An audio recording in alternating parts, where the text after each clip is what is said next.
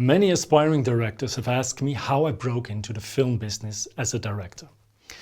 But before we get into that, let me briefly introduce myself. My name is Adrian Bol and I'm a writer, director and producer working in the film business for over 2 decades now.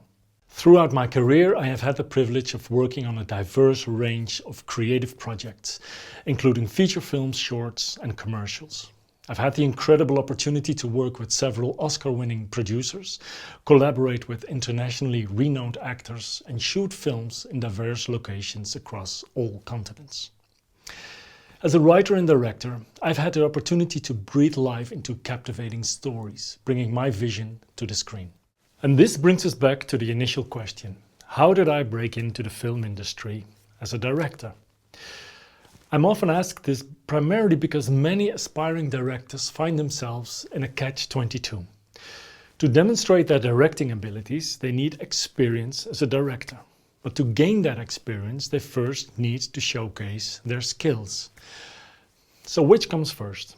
One solution, which I and many other directors have adopted, is to first gain experience as a commercial director, create short films and eventually produce a low-budget feature film, financed by yourself, your friends, parents, grandparents, people you know. The expectation is, having showcased my abilities, I'll now get hired as a director. This was my thought after producing 2 low-budget features. However, reality proved to be quite different. Why? Well, before I delve into that, let me recount a pivotal moment in my directing career. I remember one night standing amidst the iconic New York skyline, overlooking the Hudson River with the Statue of Liberty in the distance. I felt invincible. My low-budget film Blind Spot, which I'd both written and directed, had just won an International Best Directors Award at a festival in Manhattan. The exhilaration was palpable. I felt I had truly arrived. Clutching the plastic award, I read its title once more: Best Directors Award for International Film Noir. And upon reflection, a realization dawned on me. How many international film noirs were actually showcased at the festival? The answer was stark. Probably just one. And it was mine. So I had won the prize by default. I recognized the gravity of my situation. I had traveled half the globe, spending money I scarcely had, all for an illusion. I was far from establishing a professional film directing career. I wasn't anywhere close to a position where producers would finance my films, pay me for my work, or distribute my films globally. I was leading an illusory existence as a film director, and I wasn't the only one. Many at that festival were in the same boat. Does this make sense to you? Maybe you can even relate to this. For me, right then and there, I realized that there are 2 distinct realities in the film world. The first consists of individuals creating content for their own fulfillment, showcasing it to niche audiences through the ever-growing online circuit of film festivals. The second encompasses those who generally work within the industry. I aspired to join the second group. So in that defining moment, I decided not to finance my own films any longer or continually seek favors from friends and colleagues.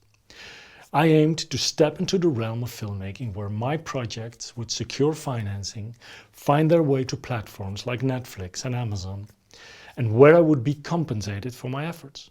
Don't get me wrong, I'm not trying to belittle these festivals or people that finance their own films. All I'm saying is that this experience was a wake-up call for me.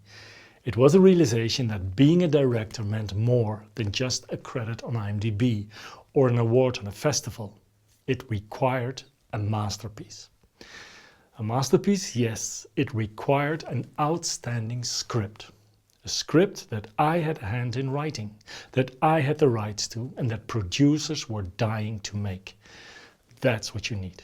Because when you have written or co-written a script like that, producers will want to work with you, and there's a big chance they will give you the opportunity to direct the film. And if they just want the script but not you as a director, you thank them politely for their time and you move on to the next offer.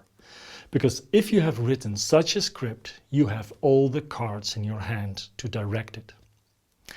So what it comes down to is that you're just one brilliant script away from your breakthrough into the film business. So I decided to write an exceptional script, a script that producers would yearn to produce, distributors would be eager to distribute, and renowned actors would desire to be part of. I delved into every book on screenwriting I could find, attending seminars, took masterclasses and more. Yet I hit a wall called formula. Most courses teach some sort of formula for structuring and writing a screenplay. The issue with such formulas is that they don't prioritize the authenticity of your characters. Instead, characters are forced to fit into the mold of these formulas. Consequently, I found myself trying to shoehorn my characters into specific plot points, determined by specific pages in the script, all to fit into these pre-described formulas. The end result, my characters turned into mere puppets, lacking the depth and authenticity of real individuals with their own unique desires, fears, challenges, and decisions. I believe one of the biggest challenges in screenwriting is avoiding the trap of these formulas. Characters are vibrant living entities within a script. They can't be reduced to mere pieces in a puzzle, fit to some intellectual formula. They deserve authenticity, not artificial constraints. So I took a decisive step.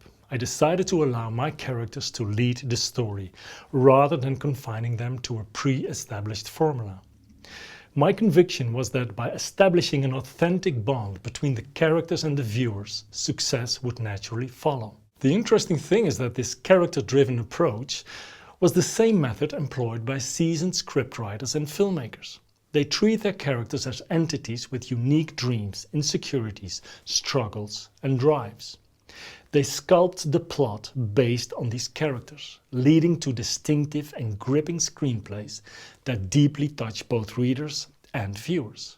Scripts of this caliber find their way to production and can propel a director's career, much like they propelled mine. The first screenplay I wrote using these methods was a spy thriller titled Legacy of Lies. When you quit MI6, we had an agreement. You don't mess with our business, we don't mess with yours. When he walked away, they targeted his old team. The Russians have repeatedly used nerve agent in the UK. We consider this an act of war. Now, his final mission. Stakes have gone up, Martin. Work with us. Vengeance. You do know what we're up against, right? Down!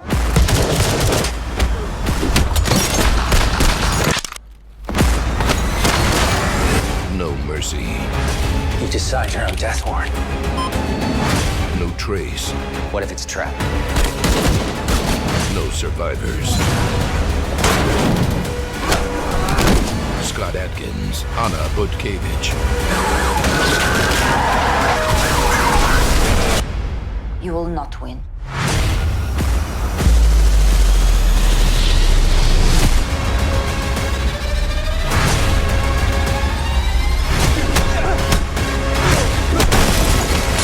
Legacy of Lies. Game over.